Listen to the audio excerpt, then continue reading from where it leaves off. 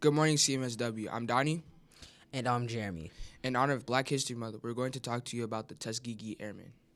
During the 1930s, the world was watching daring pilots like Charles Lindbergh and Amelia Earhart. But young African Americans who wanted to become pilots had no way to get the training. At this time in history, people wrongly thought that black people could not learn to fly or operate something as complicated as an airplane. But World War II changed all this. In 1940, President Roosevelt expanded the civilization pilot training program in the United States to allow black pilots. The program also trained black navigators, flight instructors, and all maintenance personnel who kept the planes in the air. Black men and women could become part of the Army Air Corps in this way. By 1942, the first pilots were deployed to Africa, but the planes there were given were older, second-hand ones. Their P-40s were slower and more difficult to maneuver than the German counterparts, so Tuskegee Airmen had trouble getting good results. So the airmen were transferred to Italy and were assigned the job of escorting bombers using P-51 Mustangs.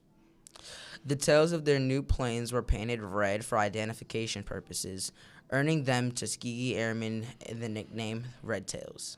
The Red Tails did a great job protecting the bombers they escorted. During the war, they only lost 25 bombers to enemy fire. Only escorts lost twice as many planes. In the 2 years they served in World War II, they flew 15,000 missions. My family has personal connection to the Tuskegee Airmen. About 5 years ago, my mom told me that my grandfather, Sergeant Jimmy Blackstone, was part of the Tuskegee Airmen. He trained as a navigator and was also a master mechanic too. He met my great-grandmother there too. Well, she was also a plane mechanic.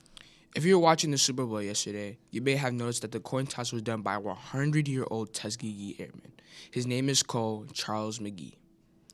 The Tuskegee Airmen are an important part of black history and show what life was like for African Americans during World War II. At this point, Jeremy and I know a lot about the Tuskegee Airmen, but we had to research it. Donnie and I are both African American, but we are learning about black history and culture right along with all of you. We feel self-conscious when the topic of slavery or segregation comes up and everyone in the room stops and stares. We hope this perspective helps you understand us a little better, so thanks for listening.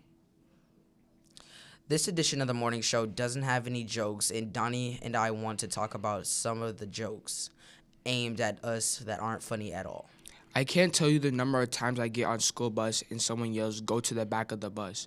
Donnie, what are you doing in the front? Your place is in the back.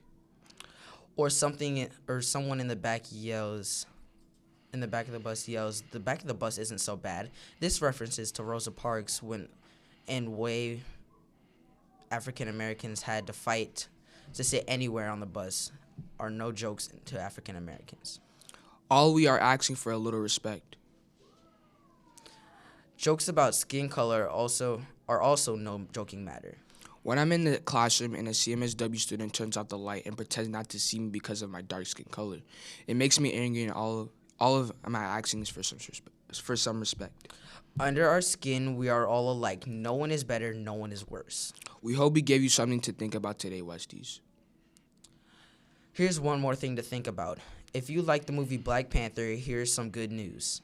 The sequel is coming out in 2022. We can't wait. Have a great day and a great weekend, Westies. Bye.